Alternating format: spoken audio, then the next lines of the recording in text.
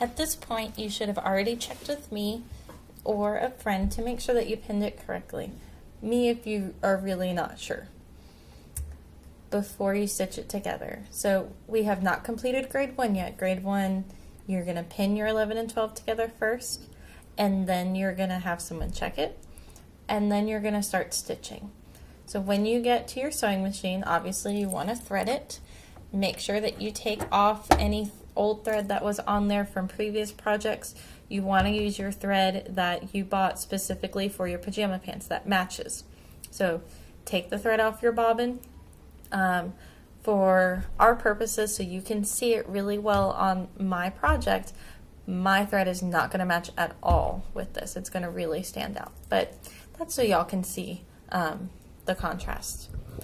Double check and make sure that your stitch length is between 2 and 3, that your pattern selector is on a straight stitch.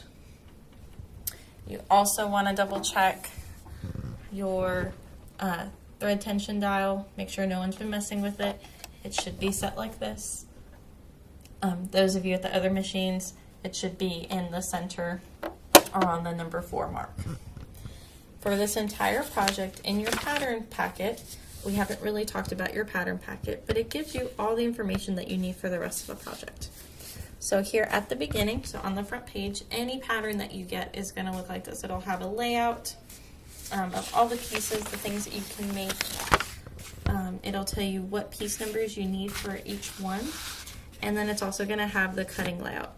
For our purposes, we didn't really look at the layout because it was pretty simple, but just if you ever want to use a pattern packet, they're not very hard to use. You just need to know the marks to look for. And there's even a key here that lets you know if you need the right side of the pattern piece up or put it down to see the wrong side, and how to fold your fabric, all of that. All right, and then here at the top, it gives you some information about the different marks that are on your pattern. And it also is going to give you your seam allowance. So that's really important for us. For the entire project, unless otherwise stated, you will use a stitch length of 2-3, and your seam allowance is going to be 5/8. So if we look on the board where I have my sign, you will be covering the green and the blue tape, and you should just see the white tape. So at that 5/8 mark where that third arrow is pointing. So right here on our machine, I'll cover the green and the blue, and my fabric will be right here at the edge, right there. So I should only see the white. All right, let me set this down, and I'm going to go ahead and start sewing.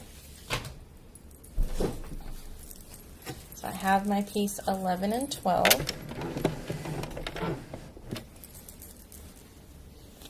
I've already threaded my machine.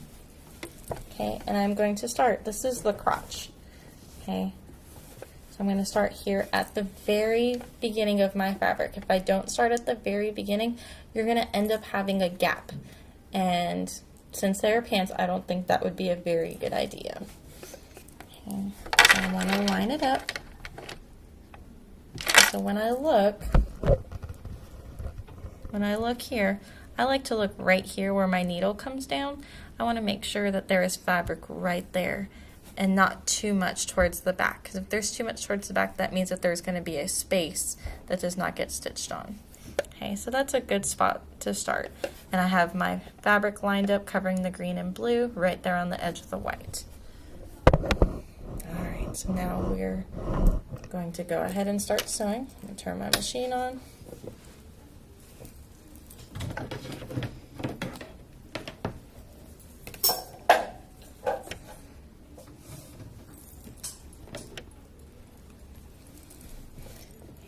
And I'm going to do my 3 forward stitches, 3, okay, 3 back stitches, 2, 3, okay, and then I'm just going to stitch all the way down, taking out the pins as I get to them.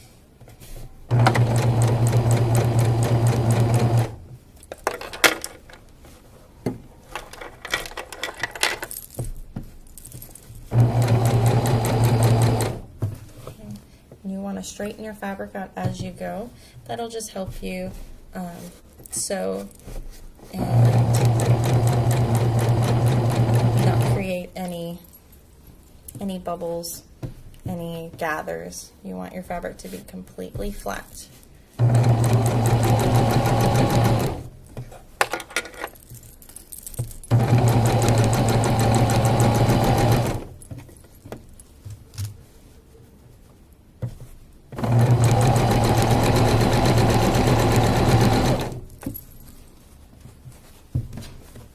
So I'm just going to stitch all the way down.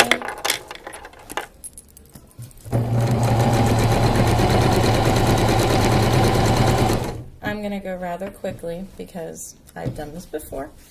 But I want you to take a nice slow pace so you don't accidentally sew over your pins.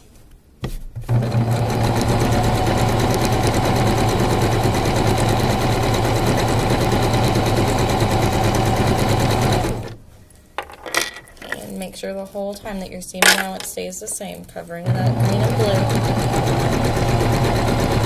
And if you cut correctly and you cut your fabric straight, that should be a lot easier. Okay, so when I get to the end of my fabric, okay, so I'm pretty close to the end. Okay, I'm right there. So my fabric's ending right here.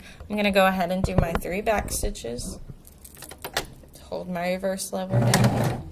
1, 2, 3, and then 3 forward. 1, 2, 3. Okay. And turn my hand wheel towards me so my take-up lever is up and my needle's out of my fabric. Pull it off to the left. I'm going to go ahead and cut those threads. Okay, so I've just stitched, so